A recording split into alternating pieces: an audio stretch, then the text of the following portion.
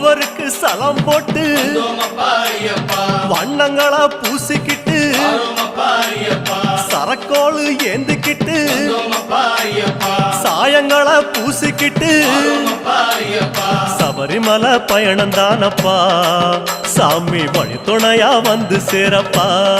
சாமி சபரிமலை பயணம் தானப்பா சாமி வழி துணையா வந்து சேரப்பா பச்சிலைய கட்டிக்கிட்டு மேளத்தாளம் கூட்டிக்கிட்டு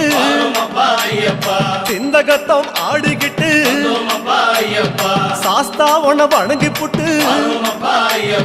காந்தமல ஜோதியானவா எங்க காவலாக வந்து சேரப்பா ஐயப்பா காந்தமல ஜோதியா